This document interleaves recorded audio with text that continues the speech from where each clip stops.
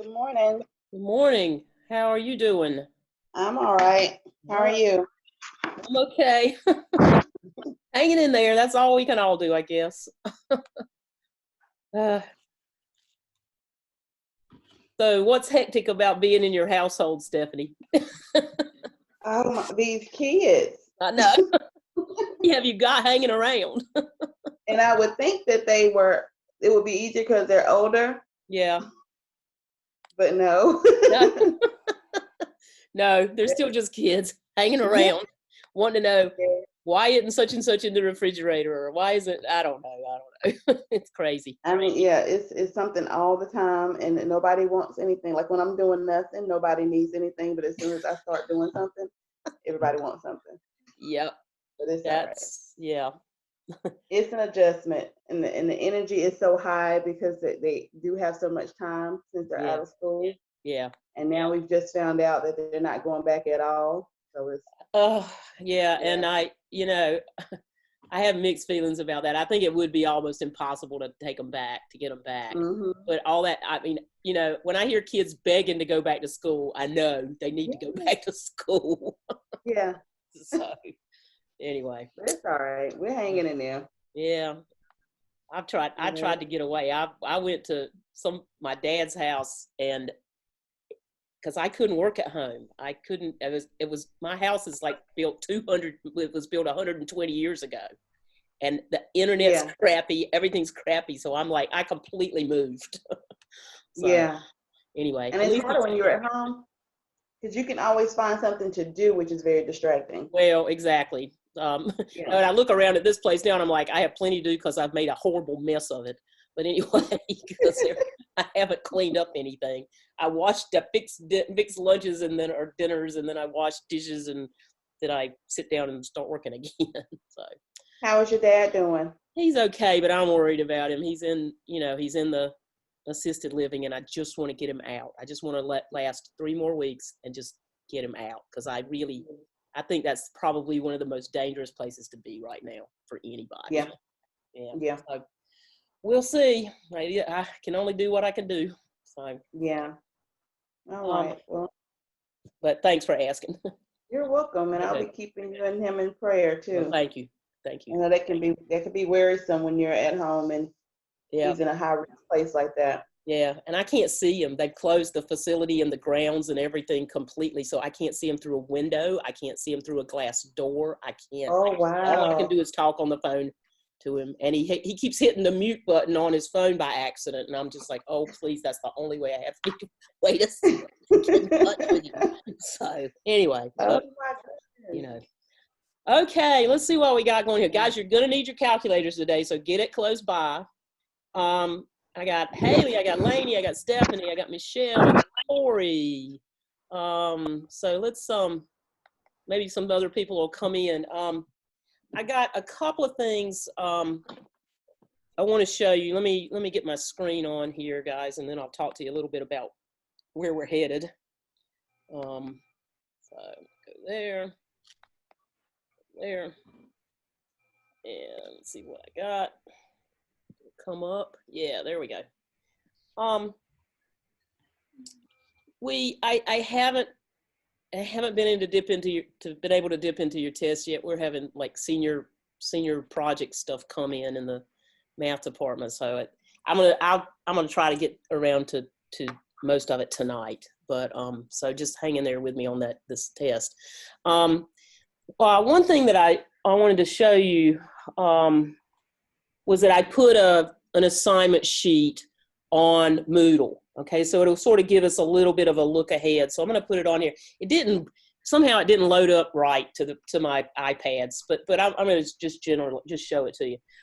Yesterday we talked about exponential functions, and we started to talk about this natural exponential function, this E thing. And I'm going to spend more time on that today. Let's see, somebody else wants to get in. Jennifer, get her in. Okay. So I never can tell if somebody's actually got in when I clicked on it, so I keep clicking on it. Okay, but what happens here in this thing, we're going to talk today about this natural exponential function. Get this out of the way.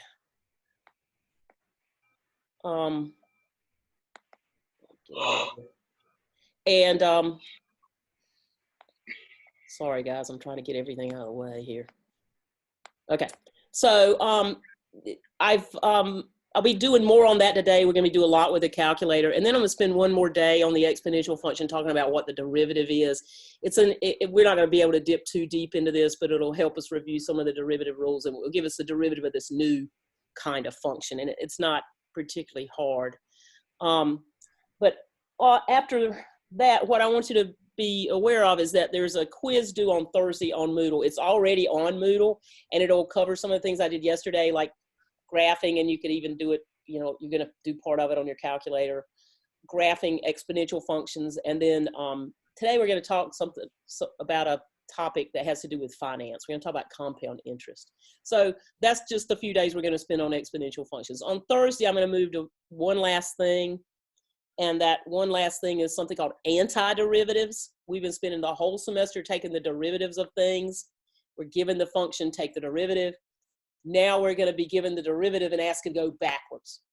It's not particularly hard because we're going to use the power rule sort of in reverse on it, and it's not that bad. It also has a lot of applications that we'll talk about then. So questions, anybody have a question before I start? I'm going to continue today what I talked about yesterday, but if you have any questions on the homework, I'll be happy to answer them. Okay. So let me bring up what I was my lecture, if I can find it again. There it is. Nope, that's not it. That's not it. Right here. Yesterday we ended by talking about the fact that this number E was this irrational number which has an infinite decimal representation. I can't predict what it's going to do. Unlike something like 2/3, which is just 0.66666. I know that's going to be 2/3. We defined it as this, and we didn't talk too much about this yesterday, but I did say, why don't you try to graph this on the calculator, and what you're gonna put into the calculator is 1 plus x, and then however you get an exponent to the 1 over x. And when I put that in my calculator and hit the graph key and adjusted the window a little bit, I got something that looked like this. And the important thing about it in terms of this definition right here is that it says as x approaches 0. Now here's what it would look like if x were approaching 0. I told you that you could use the trace key. And once you get it graphed, you can use the trace key. And then when you'll see sort of a little star thing on your graph, and you'll be able to move it left or right. Well, if you move it up here to where it crosses the axis, what you'll see is it crosses the axis at this number, 2.71828, and so on. So that's actually, as we approach 0, the y value, or this function right here, approaches E. And that's all I was asking you to do yesterday. It turns out that this has a lot of applications, business applications in particular. So we'll come back to that and see how that affects what we're getting ready to do. Okay, so is anybody having trouble using their calculator and doing the E? I'm going to give us one more problem to see if everybody's entering everything right. But yeah, could you do it? Mine didn't come up like that. Mm-hmm. So could you okay. Do it again? Yeah, what I would do. Yeah, what I would do here, and let me double check that I've got it in my grapher. What, Stephanie, tell me what your calculator is. Is it TI-83 or an 83 plus, or what is it? What kind of calculator? It's an 84 plus. 84. Okay. So it's 84 plus. 84 plus. Okay. So what you're going to want to do is be really careful with the parentheses. So when you go to the y equal, that first top key on the left, that y equal key, then what you'll see is a whole bunch of y1, y2, where you want to plot things. And clear out anything that's there, okay, because you don't want graphs on top of graphs. So clear out anything that's in there, and then be careful with the parentheses. Put parenthesis 1 plus x, and then hit the up key. Now on yours, Stephanie, does it lift you up to a little box, or does it just leave that? Does it leave that key right there? Does it leave this? It's hard to tell. No, it goes into a little box. Okay, if it goes into a little box, then I want you to put, when you go into that box, I want you to put 1 divided by x. Okay, 1 divided by x, and then move your. And I don't need to put that in the. I don't think you need to put it in the parentheses, because I think it's saying what's your exponent, and it's 1 divided by x. It's only if I had it down here that I'd need it in parentheses. Okay, so you're going to put 1 divided by x in that thing right there, and then you're going to move the right key over, and it'll drop it back down. It'll drop it down. Okay. Okay. And then hit graph. And I'll tell you what window I use. I used a 10 by 10 window. And guys, if anybody wants a 10 by 10 window, which means just 10 left, 10 right, 10 up, 10 down, you can get it real quickly by hitting zoom 6. Okay. Zoom 6 will give you a 10 by 10 window. So that's the default window. It says zoom, actually it's zoom standard, and the number beside the command is 6. So if you hit zoom 6, it'll be that. And that's what I got, that it kind of looks like that. Okay. Okay. So yeah, I have it now. All right, great. Anybody else having trouble with the calculator? Okay. So anyway, that's the definition of E. And unknown right now why it's so important, because that looks like sort of something I just pulled out of the blue, but it's not. Let's use the let's do one more using the calculator. This one says a bacterial population is growing. A bacterial is growing. I don't even know what that word. Oh yeah, and that's an and. I was too lazy to get the whiteout out. So a bacterial population is growing, and its weight at any time t is given by W equal 1.25 divided by 1 plus 0.25 e to the minus 0.4t. Now, we're going to kind of adopt the scientific habit of putting a 0 before the dot, before the decimal. A lot of times if you don't do that, people are wondering, well, is that just a speck on the paper, or, is it, whatever. So that's why I did that. Now, what it says then is this thing is going to give us the weight of this bacterial population if you give me a time. So for example, and the time is in hours. If I said, what's the weight of this when time is 0? In other words, what's the weight when we start? What I would do in that is just plug in t equals 0. So I'm plugging in the time right here, t equals 0. And actually, this is one of the nicest ones we can have. I don't need a calculator to do this, because this will be a 0 power, and anything to the 0, no matter what it is 1. So what that leaves me with is 1.25 over 1.25, which anything divided by itself is 1. So we start off, in other words, with 1 gram of this bacterial population. Okay, so that's an easy one. Anything to the 0 is 1. So remember that, and say that thing right there just becomes 1. So you get 1 plus 0.25 times 1. All right, now here's where we want to see if we know how to use the calculator. If you look at the next piece of this thing, it says, okay, what if the time is 1 hour? So here, I'm going to say how much is present? What's the weight of this bacterial culture when time is 1? Well, I'm just going to take the function. I'm just finding W of 1 and putting 1 in there. Now, here's what I want you to do. I want you to see if you get the same thing I get. I want everybody to practice on their calculators. And here's where you have to be really careful. You're going to put in 1.25. You're going to divide, and you're going to have one parenthesis first. Okay? So I've got to get this whole denominator in parentheses. But to complicate matters, I also have to have that exponent in parentheses. So let's do that. I'm going to get 1 plus, and then I'll have, I set up 0.25 or 0.25, and that is a point, so I'll do that here. 0.25 And then I'm going to pick up my E. Now remember how I picked up the E. How I picked up the E was I hit second ln. So to get E, it was second ln. All right, and you will see, you'll see an E.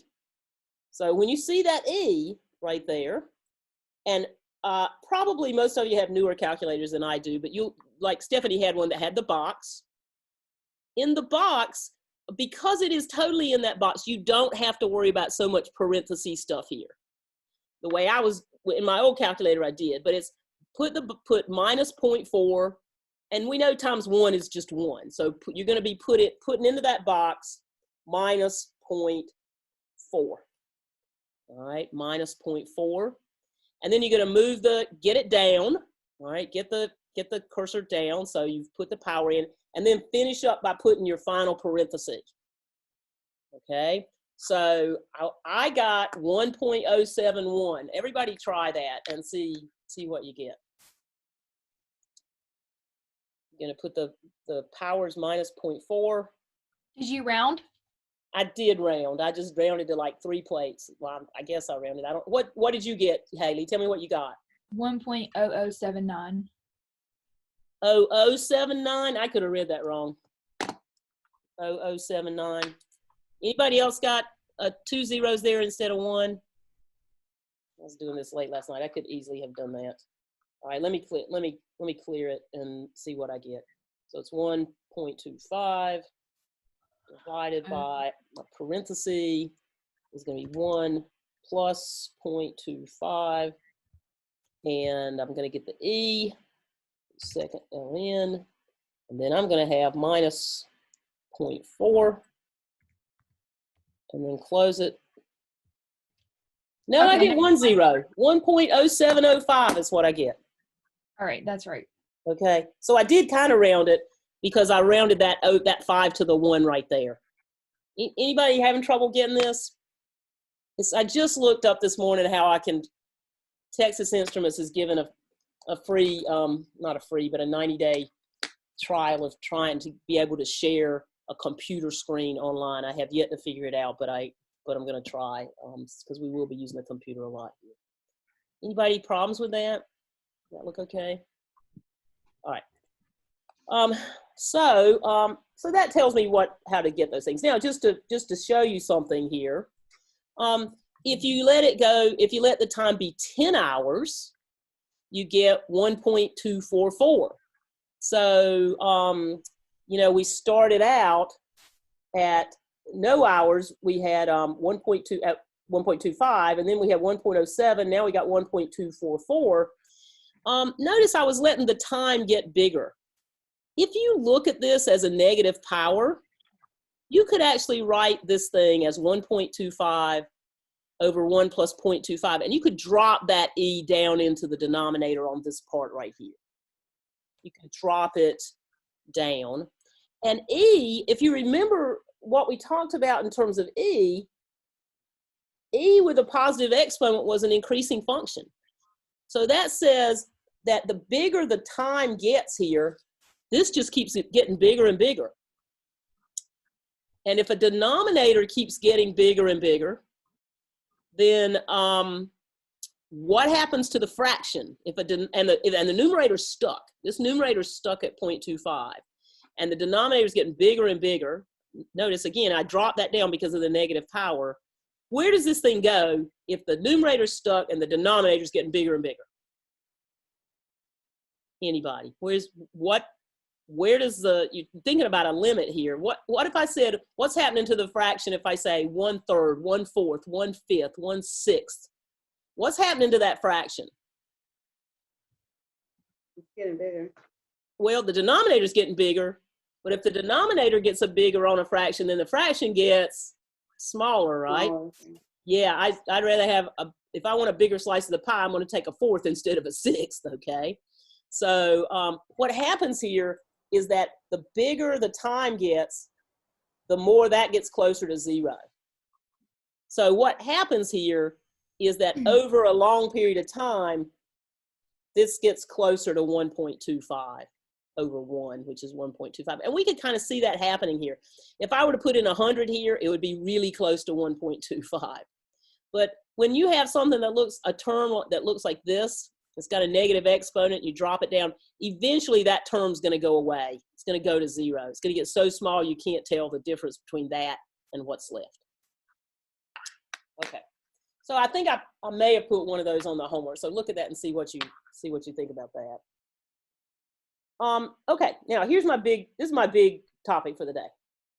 I want to talk about compound interest. I want to talk about money. And I want to sort of give you a review of compound interest as compared to simple interest. And you can follow along with me on the calculator if you want to. These are not hard calculations, but I went ahead and sort of tried to calculate things here. I want to talk about simple interest first.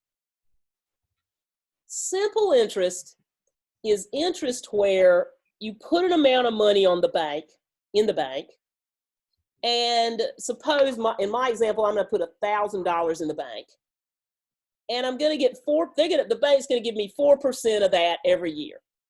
So guys, 4% of 1,000 is $40. So every year, if I do this every year, they're going to give me $40 more every year. Doesn't matter what I mean, that percentage is based on the amount that I originally put in. So for example, after 1 year, they'll give me 1,000 plus 4% of that 1,000, which will be 1,040.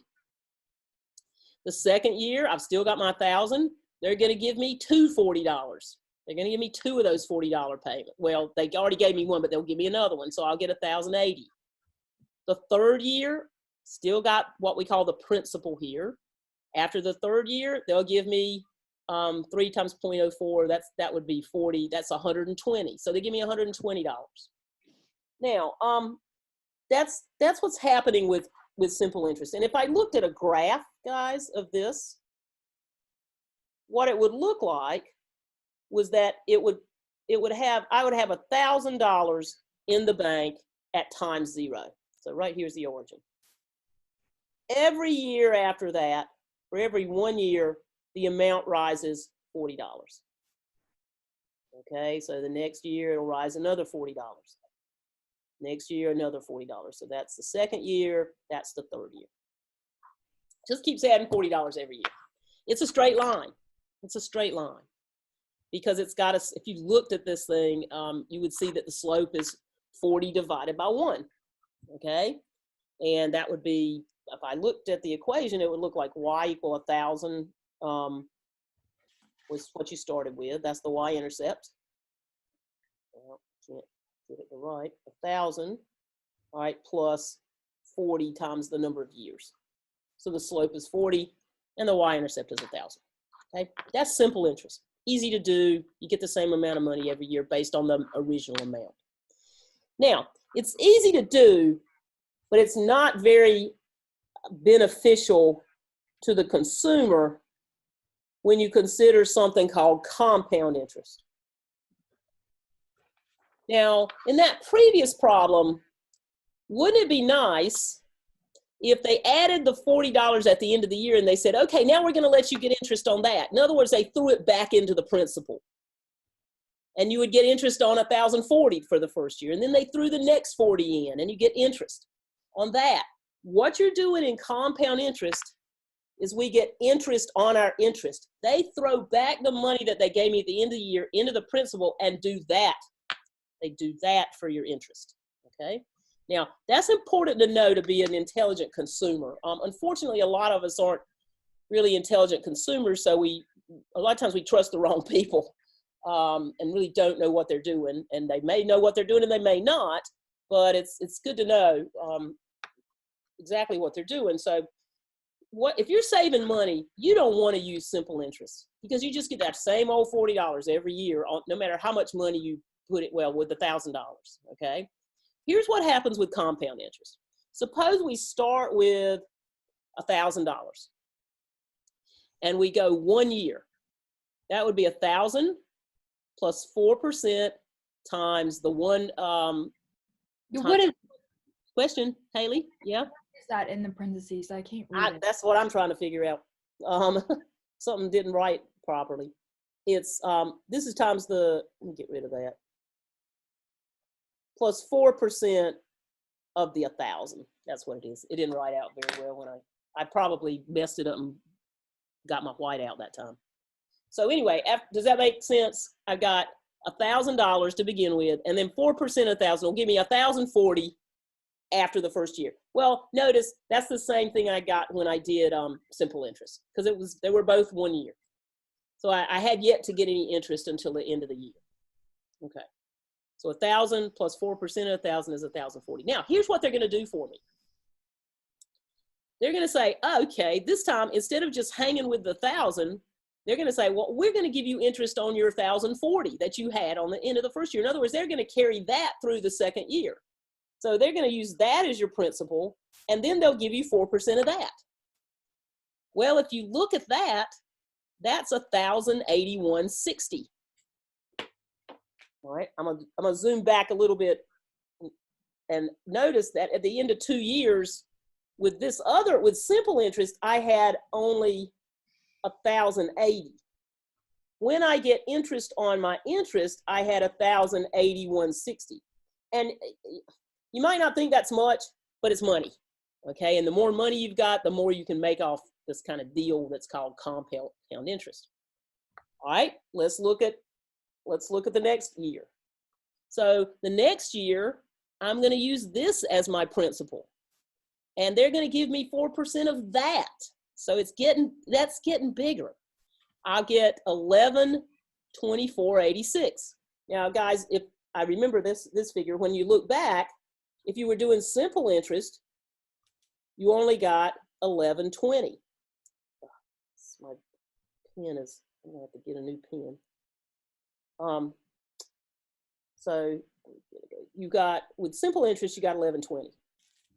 So that was simple interest. So, okay, after 2 years, I've got almost $5 more. You know, if I were investing $10,000, this would make a bigger difference, obviously. The next year, I would take this, I would use that as my principal, and I'd take 4% of that, and it gets bigger.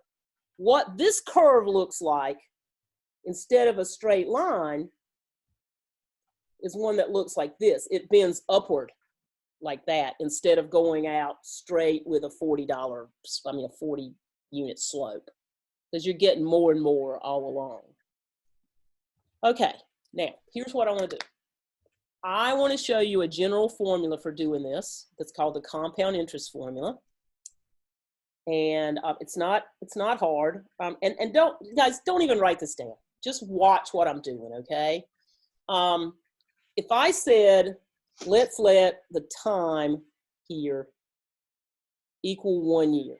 And we know that we're going to try to emulate what I just did with generic things. So I'm going to let P be my principal. So my principal was what the $1,000 was before, and the rate right here was my percentage rate, or 0.04. And then I'm going to do that for 1 year. So it's the principal, what you start with, plus the principal times the rate, which is, if I factor out a P, it's P times 1 plus R. Next year, they're going to use that as my principal. Remember how I kept using the thing that I got before? And then I took that same thing and multiplied it by the interest rate.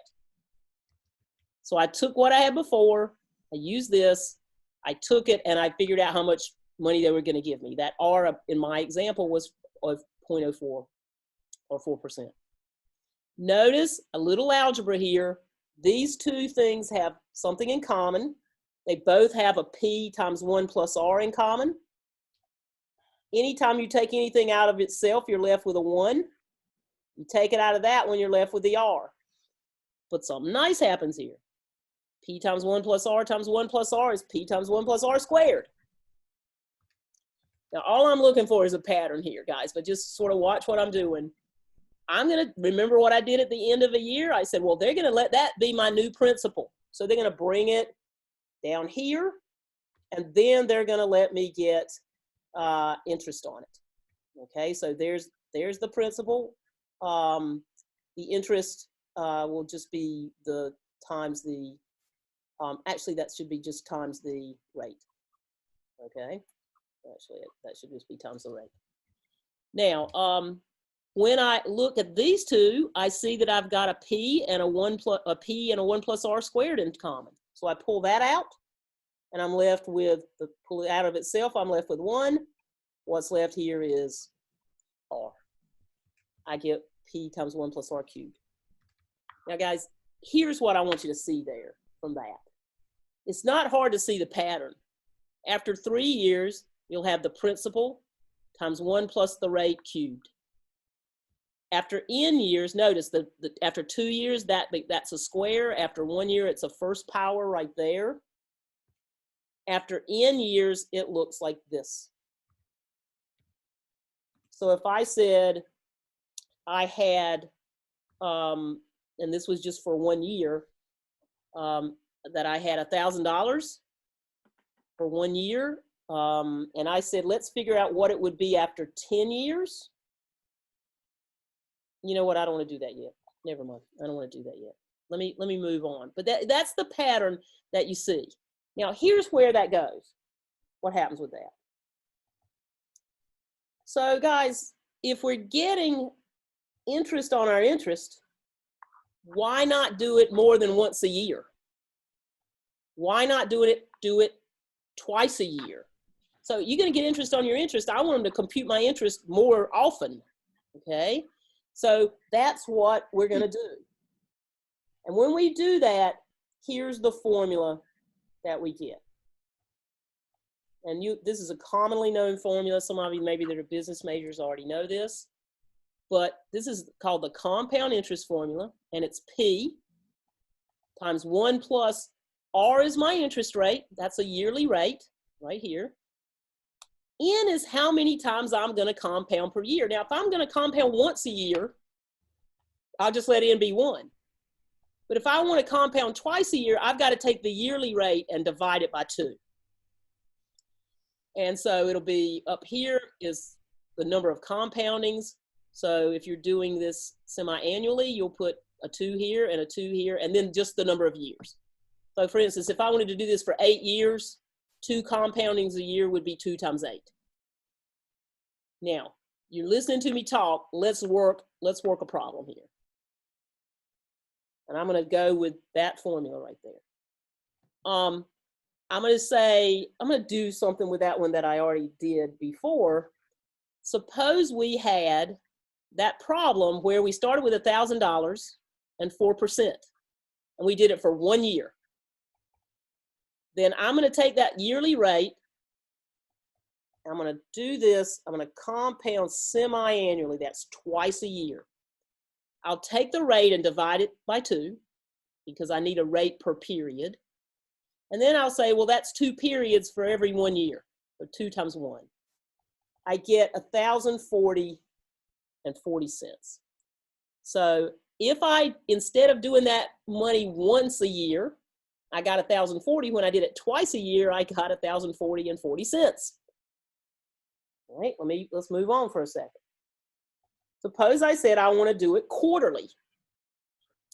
Quarterly means I'm going to do it 4 times a year. So at the end of every 3 months, they're going to throw my interest back in and start using that to compute interest. So that's to my benefit. My amount that I'm computing interest on is getting bigger.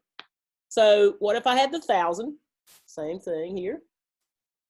And then I was doing it quarterly. I'll take the interest rate, which was 4%, divide it by 4. And then I'm going to compound it 4 times per every year. When I do that, I get $1,040.60. So semi-annually, I got $1,040.40 at the end of a year. If I do it 4 times a year, I get $1,040.60. Not much, but it's money, okay? Suppose I said I wanted to do it monthly. If I want to do it monthly, I'll put my interest, my principal right here. Principal is what you start with, basically, guys. 1 plus the interest rate. If I'm doing it monthly, I need to divide that interest rate into 12 parts. So I divide by 12. I'll then compute the interest every 12 times for 1 year. I get $1,040.74. I'm going to get you to compute some of these in a minute, but I'll get $1,040.74. I got a little more when I was doing it monthly. Well, you know, the natural question is, well, let's just do it as much as I can. Let's go to daily. If I go to daily, I've had my principal, 1 plus 0.04 divided by 365, because there are 365 days in a year. Forget about leap year. And I'm going to raise it to the 365th power for that's how many times I'm going to compound it, okay, per 1 year. I get 1,040.8. Okay, it's still going up. So, you know, the natural question is, okay, I don't want to do it daily. I want to do it every minute. I want to do it every second. The question is, does it reach what we call a limit? And the answer is yes. And I'll get to that in just a second. But is any question about what I'm doing, guys? I'm going to do a whole nother problem in a second to show you how we set this up. But the more often you compound your interest, the quicker you're able to get interest on your interest. And it makes a difference. It makes a difference. This is the difference it just made in 1 year. What if you were keeping more money in the bank for 15 years or in your annuity account? In other words, in your retirement account, okay? That's where the big difference is made. There was a very famous saying that says compound interest is the 8th wonder of the world, okay? Because your money, and that was made by somebody named Baron von Rothschild. I don't know if you know that name, but that guy was a very rich Swiss banker, okay? So, and he knew what compound interest meant. All right, I'm going to skip that for a minute. And I'm going to go down here, and I'm going to propose a problem to make sure everybody's on board here. Suppose I just wanted to find out how much money I'd have in the bank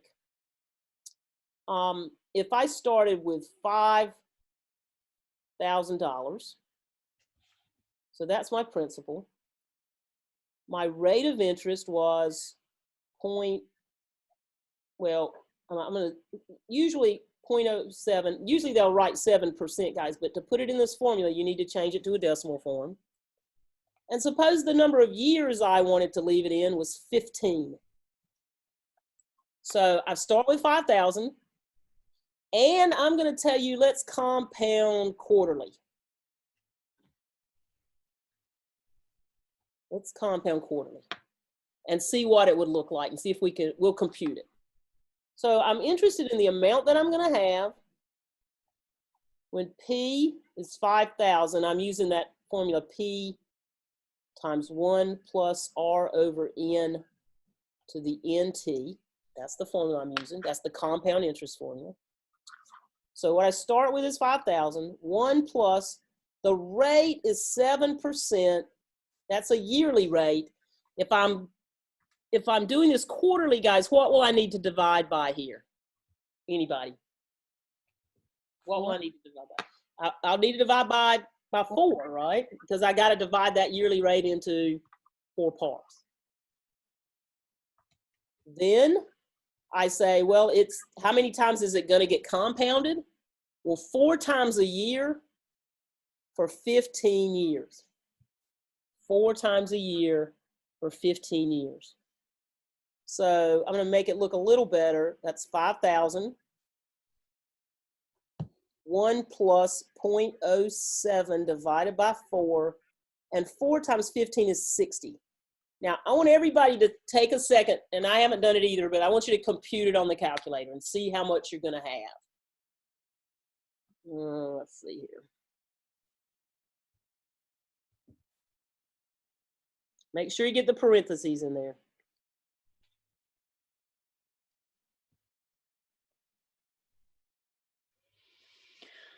Make sure you're going to raise that to the 60th power because you got 4 compounds a year for 15 years.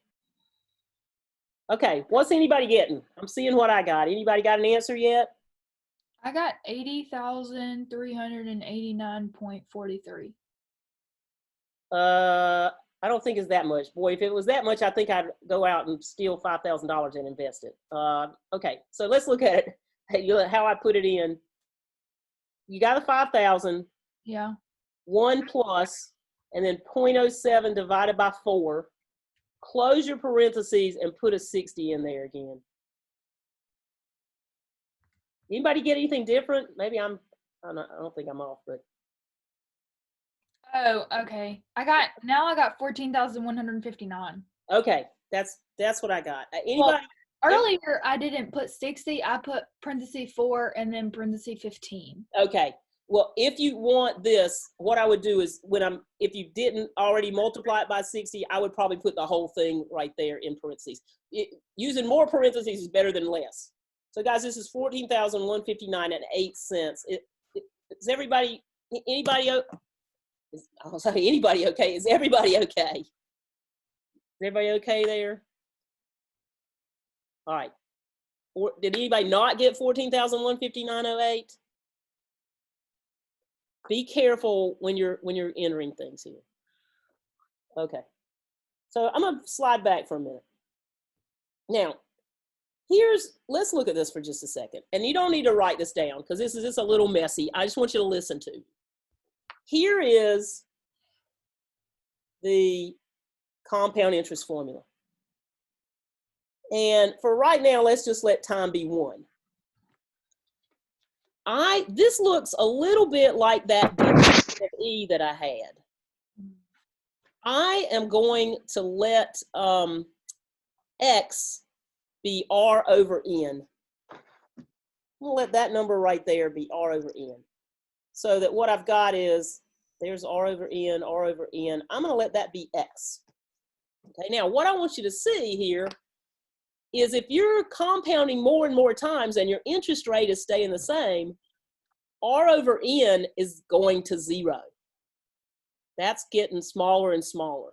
In other words, X, if I let that be X, that's going to 0 as N gets bigger and bigger. Remember what N was? N was the number of times we compounded.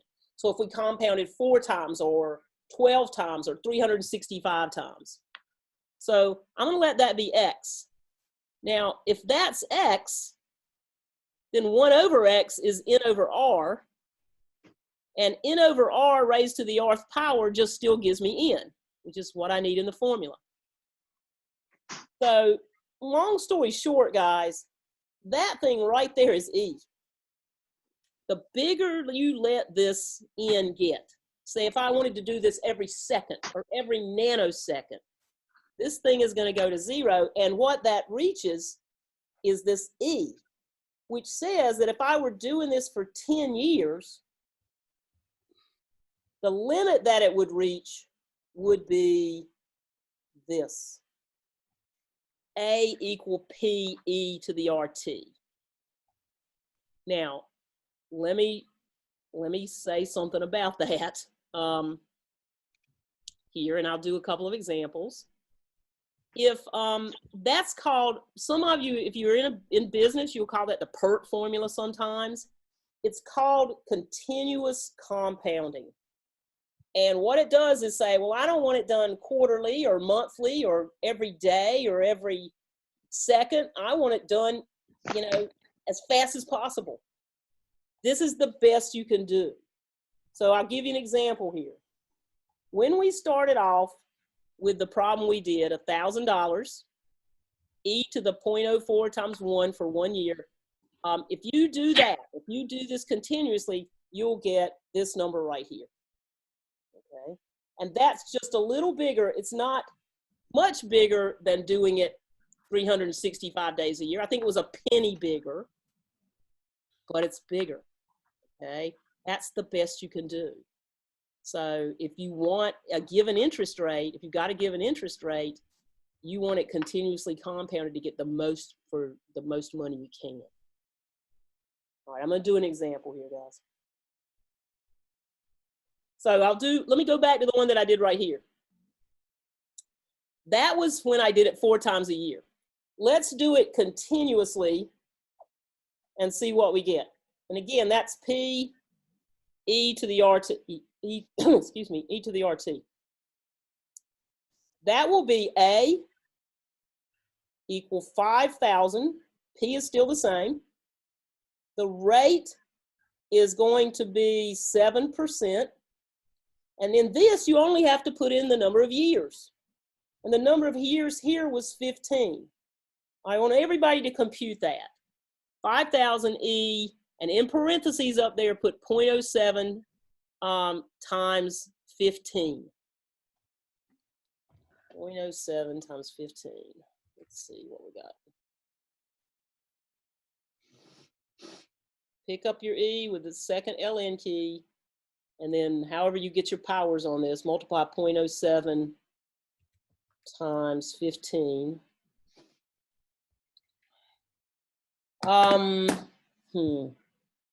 Okay, I got an answer here, guys. Notice that the interest rate was the same, the years were the same, and the 5,000 that what I originally invested was the same. Anybody got an answer on this one? So it's 5,000 E, and the power you raise it to is 0.07 times 15. I got 14,288. And how many cents? I want my cents. I'm sorry, 25. Okay, and I'm going to round it to the nearest cent. Okay, good. That's it. That's what I got. 14,288 and 26 cents if I round it to the nearest cent. Okay, guys. So you did it quarterly, but you did it continuously. Look how much more money you got. It's not quite $100, but it's more money. Okay. Question you have to ask is, will it outstrip the inflation rate? But whatever. We won't worry about that right now. But let me show you something that the book does that I'm going to get you to do for homework. So the best you can do at a given rate is this compounding continuously. Now, your book might ask you to compare rates. It might say, is it better to compound it at 6.5% monthly, in which you'd use the original formula, or 6% continuously? In other words, will the extra 0.5% of interest outstrip the benefit that you get from doing it continuously? So I think when you start doing these things, you'll see what goes on. Here's what the problems in the book look like. They say, well, let's suppose we did simple interest, compound annually, compound semi-annually, quarterly, monthly, daily, continuously. That original problem I did had $1,000 there for 1 year. When I did it with simple interest, I got 1,040. When I did it once a year, I got 1,040 because I hadn't had time to get interest on my interest yet. When I did it semi-annually, that is 2 times a year, I got 1,040.40. Quarterly, I got 1,040.60. See, I'm getting more in because I'm doing it more often. I'm getting more interest. Monthly, 140.74. Daily was 1,040.74 and 1,040.80. Continuously, in other words, when I use this formula A equal P e to the RT, I did the best I could do, and in 1 year I got $1,040.81. Okay. So here's the deal. There are the two formulas. The book will ask you various things about how you want to do your problem. I'm going to do one more problem. You know what? I don't want to do quarterly on this one. I've already finished, but I'm going to try monthly, so we'll have something different. I just did one. Let's do monthly here. Okay. So this one says, I must be yearning to have $5,000 because every example I made today almost has $5,000 in it. But suppose you have $5,000 to invest for 3 years at a rate of 6%. What would you get if you compounded monthly? If we compound monthly, guys, we're going to use this formula right here, the standard compound interest formula. And I'm going to divide my interest rate into 12 parts. I originally had quarterly, that's why I had a 4 there. I think I'm freezing up my internet. Maybe I'm better. Okay. So I had this 4 here because it was quarterly. I'm going to change it to a 3. Okay. So for 12, and then 12 times, that's the 3 for the years there. All right. So everybody compute that right now. It's 1 plus 0.06 divided by 12 to the 12 times 3. And if you want to make it a little easier here, that's just go ahead and multiply that ahead of time. And it's just 36. So let's see what we get there.